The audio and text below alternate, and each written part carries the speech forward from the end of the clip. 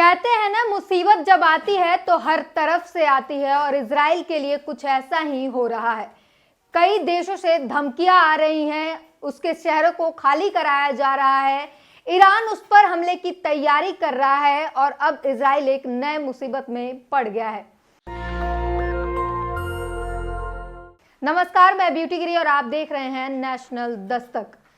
Israel के खुफिया agency Mossad के कई सारे एजेंट, 30 से ज्यादा एजेंट को अब तुर्की ने गिरफ्तार कर लिया है। आपको ये बड़ी खबर बता रहे हैं कि मोसाद जो है इजराइल का खुफिया एजेंसी है और ये सभी तुर्की में रहकर फिलिस्तीनियों पर नजर बना रहे थे, उनको टारगेट करने का काम कर रहे थे, जिसे अब तुर्की ने गिरफ्तार कर लिया है। और ये एक दो नहीं, 50 से ज्यादा ऐसे ठिकानों पर तुर्की ने एक्शन किया और वहां पर 34 जो है वो उनके एजेंट को, इजरायली खुफिया एजेंसी के एजेंट को गिरफ्तार किया है और अब उनसे पूछताछ जो है वो जारी है। इस वीडियो को जो है तुर्की ने शेयर किया और वीडियो में साफ पता चलता है कि दर्जन भर से ज्यादा गाड़ियों के साथ तुर्की के पुलिस और खुफिया एजेंसी के जो एजेंट्स हैं वो जाते हैं, बिल्डिंग पर घेराबंदी करते हैं, दरवाजा तोड़ते हैं और उसके बाद एजेंट को पटक कर जमीन पर और उसे बंधक बनाते हैं, उसे दबोच लेते हैं, उसे लेकर जाते हैं और अब उसके बाद पूछताछ की जा रही है ताकि और भी तुर्की में छुपे एजेंट्स को निकाला जा सके जो एक्टिव हो रहे हैं। आपको बता दें कि ये जो मिशन था इजराइल का, वो 7 अक्टूबर के हमास के हमले के कुछ ही दिन बाद से ये शुरू हो गया था और इसका मेन मकसद यही था कि तुर्की में बसे या और भी देशों में जो फिलिस्तीनी नागरिक जो बसे हैं उन पर निशाना बना रहे थे ये लोग, उन पर नजर रख रहे थे और इनकी तैयारी थी कि इन्हें आदेश मिलते ही उन्हें मार दिया जाए, उन पर हमला किया जाए, उन्हें चोट पहुंचाया जाए। और इसकी तैयारी में जो है ये लगातार अपने मिशन को कामयाब करने के लिए हर संभव प्रयास कर रहे थे। तुर्की में जो है इजराइल अपनी फौज खड़ी कर रहा था इस और लगातार एजेंट की भर्तियां जो है वो शुरू थी और इसके बाद जो है कहीं से तुर्की के खुफिया एजेंसी को ये मालूम हुआ, उसे सूचना मिली, जिसके बाद तुरंत एक्शन में आते हुए तुर्की ने इन्हें दबोचने का काम किया और बाकी जो बचे खुचे हैं उन सभी को दबोचने की जो है तैयारी शुरू है और ये इजराइल के लिए एक नई मुसीबत खड़ी हो गई है। आपको बता दें कि तुर्की जो है पहले से ही इजराइल के खिलाफ में लगातार बोल रहा है, फिलिस्तीनियों के समर्थन में बोल रहा है। पहले भी तुर्की के राष्ट्रपति ने बेंजामिन नेतन्याहू इजराइल के प्रधानमंत्री के ऊपर नरसंहार का आरोप लगाया था। उन्होंने कहा था कि गाजा में हो रहे नरसंहार के लिए बेंजामिन नेतन्याहू जिम्मेदार हैं और फिलिस्तीनियों को उन्होंने मासूम और निर्दोष बताया था। इसके पहले तुर्की ने यह भी कहा था, जब इजराइल ने कहा था कि दुनिया के हर एक कोने से वो हमास के लड़ाकों को खोज के मारेगा, तब तुर्की ने फिर चेताया था इजराइल को कि अगर तुर्की के जमीन पर किसी भी हमास के लड़ाके को एक खरोच भी आई तो इसका बदला तुर्की खुद लेगा इजराइल से। और ये बयान देकर तुर्की ने उसे चेताया था और अब जो है तुर्की एक्शन में आ गया है इजराइल के खिलाफ और इजराइल के लिए एक और नई मुसीबत जो है वो खड़ी हो गई है। आपको बता दें ये और सबसे बड़ी बात यह है कि इजराइल इस पर जुबान खोलने से बच रहा है, अब तक कोई प्रतिक्रिया नहीं दिया है। नवभारत टाइम्स की रिपोर्ट पढ़ के बता रही हूं। नवभारत टाइम्स लिखता है, क्या तुर्की में घुस रहे मोसाद के जासूस, पुलिस ने 34 लोगों को इजरायली एजेंट बताकर गिरफ्तार किया। तुर्की ने इजरायली खुफिया एजेंसी मोसाद के साथ संबंध होने के शक में 34 लोगों को गिरफ्तार किया है।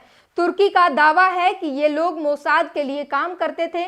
इनका मकसद तुर्की में रहने वाले फिलिस्तीनी नागरिकों को निशाना बनाना था। तुर्की के आरोप पर इजराइल ने कोई प्रतिक्रिया नहीं दी है। ये बड़ी बात है और ये लगातार जो है आशंका भी जताई जा रही है कि बेंजामिन नेतन्याहू जिस तरीके से अपने स्तर से नीचे गिरते जा रहे हैं, उनकी जो स्तर है वो लगातार उनकी निंदा हो रही है, बावजूद उसे उनको फर्क नहीं पड़ रहा है।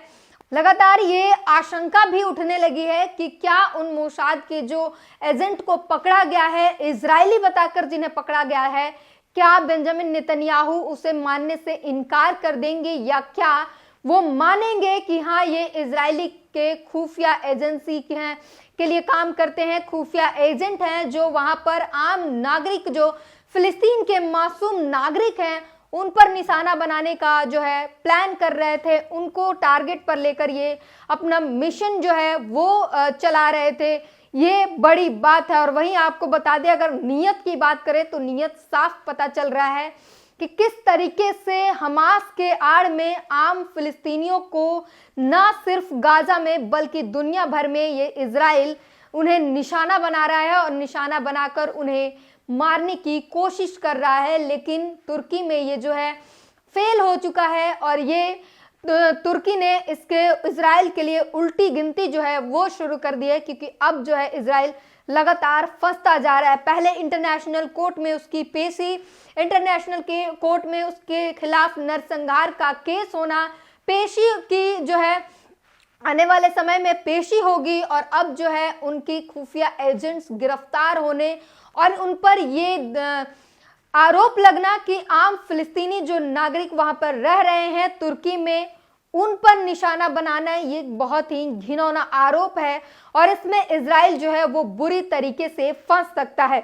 वहीं तुर्की की बात करें तो वो खुलकर फिलिस्तीनियों के साथ है और पहले से भी उसने इजराइल की निंदा की है और आगे भी जो है वो लगातार कहता है कि अगर तुर्की के जमीन पर किसी को भी खरोच आई तो उसका बदला तुर्की सामने से लेगा, इजराइल से लेगा। और अब इजराइल के लिए ये बड़ी मुश्किल जो है वो खड़ी हो रही है। तो अब जो है सवाल यही बनता है कि इजराइल अब किस किस से लड़ेगा। इधर हूती, हिजबुल्लाह, हमास जो है वो लड़ रहे हैं। नसरुल्लाह जो है उसको 9 देशों ने ताकत दी है, अपनी फौज हथियार दिए हैं, जिसके कारण नसरुल्लाह के पास अब दुनिया की सबसे बड़ी फौज तैयार हो चुकी है। इधर ईरान जो है वो तैयारी कर रहा है। ईरान अपने कमांडर की मौत का बदला को लेकर जो है उसने कसम खाई है कि वो इजराइल को खत्म करेगा। वहीं अब तुर्की जो है वो इस मैदान में आते हुए दिखाई दे रहा है और अब इजराइल के लिए जो है लगातार मुश्किलें बढ़ रही है। अमेरिका भी कई चालें चल रहा है इजराइल को बचाने के लिए, लेकिन वो हर बार नाकाम होता जा रहा है।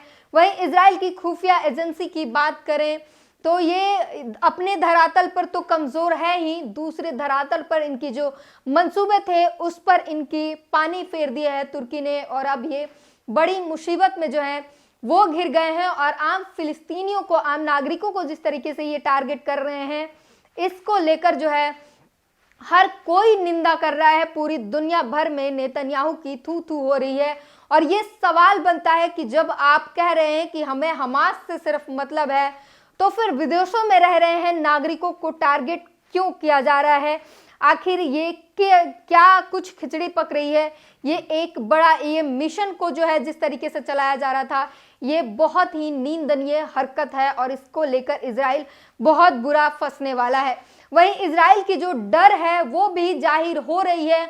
उसके रक्षा मंत्रालय से जिस तरीके से बयान आ रहा है, लेबनान बॉर्डर से पहले डिप्टी कमांडर, हमास के डिप्टी कमांडर को मारा गया और जब हिजबुल्लाह एक्टिव हुआ, नसरुल्लाह ने बयान दिया कि इसका बदला लिया जाएगा, तो इजराइल की तरफ से ये बयान आया कि हमें लेबनान के बॉर्डर से नहीं लड़ना है, हमें हिजबुल्लाह से नहीं लड़ना है, हमें लेबनान से कोई लेना देना नहीं है, हमें सिर्फ हमास से लड़ना है, हमें सिर्फ हमास से मतलब है।